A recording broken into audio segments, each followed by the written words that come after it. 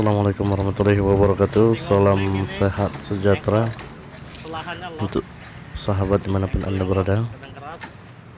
Jadi kawan-kawan, di video kali ini kita akan membahas masalah motor Pega ZR yang mengalami selahan atau engkolnya sering ngelos. Jadi ketika dingin atau pagi hari, motornya selahannya sering ngelos dan mengakibatkan motor susah menyala karena engkolnya sering ngelos. Karena pada motor ini apabila starter tidak bisa menyala dan engkol atau selahan ngelos, maka motor akan susah menyala. Dan apakah penyebab yang menyebabkan engkolan atau selahan pada motor ini terasa ngelos? Biasanya adalah pada bagian koplingnya. Mari kawan-kawan kita simak video selanjutnya, apakah penyebabnya. Di sini bagian bak kopling sudah kita buka, terlihat. Nah, yang ini adalah bagian karet kopling sudah mengalami longgar, tetapi bukan ini yang menyebabkan selahan atau engkolnya mengalami ngelos, yaitu bagian cage ini, bagian lonceng. Pada bagian lonceng ini terdapat cage yang sering disebut cage yang itu, dan cage inilah yang sering menyebabkan selahan atau engkolnya mengalami ngelos. Jadi kita buka pada bagian kopling ini. Nah, di sini kita buka dulu baut pada bagian sentral kopling, yaitu baut berukuran 8 mili. Kita buka dulu, karena untuk membuka pada bagian cage kopling ini harus kita buka bagian senter kopling dulu.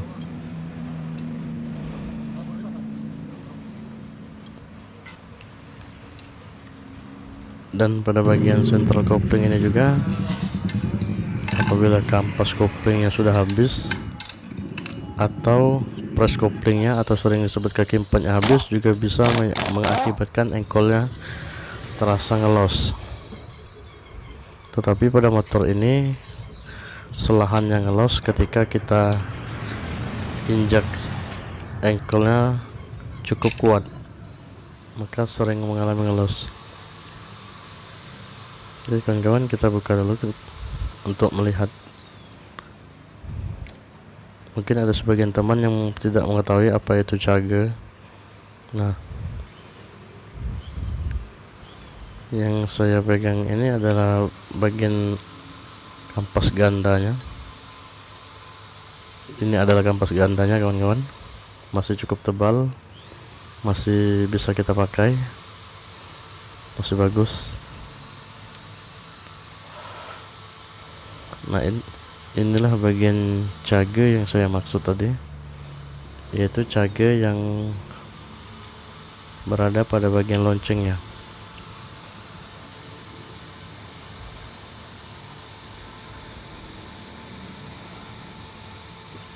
Pada cage ini terdapat 3 buah pir kecil. Terkadang digunakan 2 pir kecil, ada juga yang 1 pir kecil. Dan ini adalah cagenya yang saya pegang pada tangan kanan saya. Jadi cage inilah yang sering mengakibatkan selahan atau engkol ketika kita injak cukup kuat, sering mengalami ngelos. Ini adalah cagenya kawan-kawan. Pada cage ini terdapat juga pelor berjumlah 3 biji.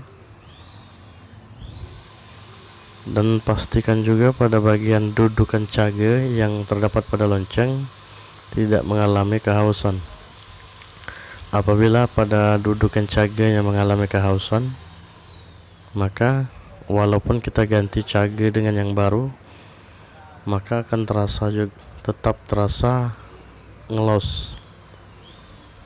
Jadi kita lihat juga bagian loncengnya. Pada lonceng yang tadi masih bagus kawan-kawan dudukan cagenya.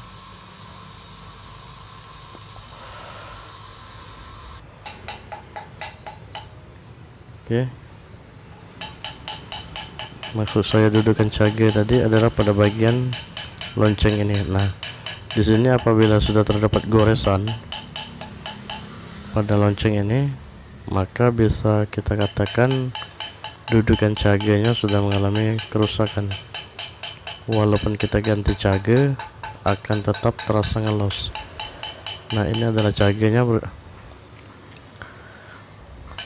seperti itu ketika dipasang kawan-kawan, dan itu pelornya.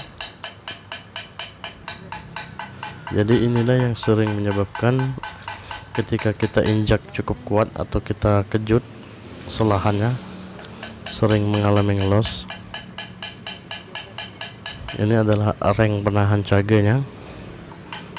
Jangan sampai lupa ketika kita pasang, karena akan mengakibatkan suara ngelotok apabila reng pada bagian dudukan cage itu tidak terpasang, maka suara mesin akan ngelotok.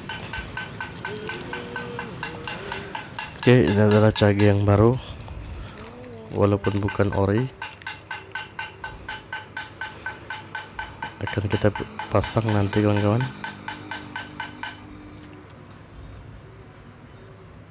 Pada cage ini sudah saya katakan tadi terdapat 3 buah per, ada 2 buah per dan ada 1 per. Oke, setelah terpasang seperti ini, maka lanjut kita pasang pada bagian mesin.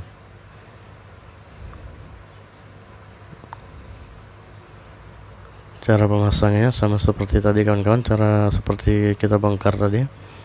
Kita pasang dulu kampas gandanya,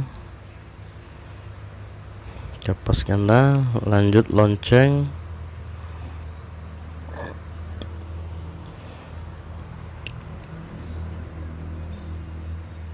dan pada lonceng itu terdapat bos atau busing. Ini adalah busingnya, jangan lupa kawan-kawan.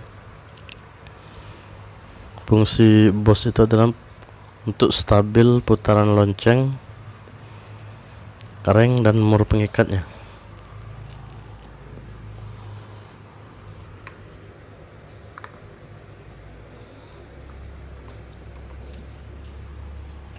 Ini adalah bagian bos pada center kopling. Ini adalah mangkuk kopling, dan karet tadi sudah kita ganti, sudah tidak goyang lagi seperti itu. Karena satu kali jalan ketika kita bongkar, apabila terlihat karetnya sudah longgar, kita ganti juga kawan-kawan.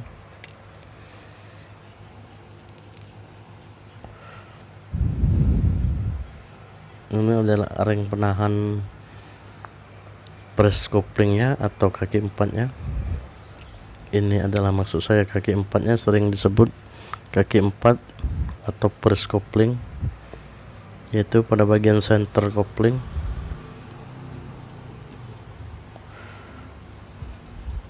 Dan kampas kopling berjumlah 2 buah, plat kopling 1 buah.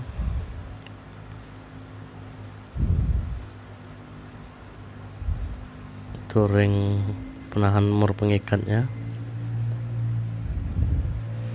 Fungsi ring ini juga untuk menahan atau sebagai sepi penahan mur pengikat. Ini adalah murnya kawan-kawan.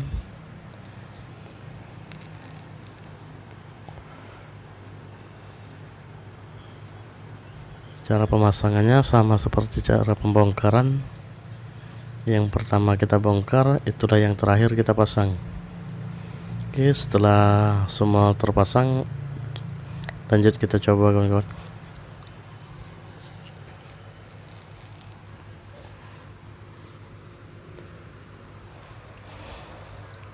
Di sini sudah terasa keras engkolnya atau selahannya. dan kita kejut juga sudah keras. Berarti bisa kita katakan bagus kan kawan. Jadi pada motor ini hanya kita ganti karet kopling berserta cagernya saja. Oke kawan, mungkin itu saja tutorial dari kami, semoga bermanfaat.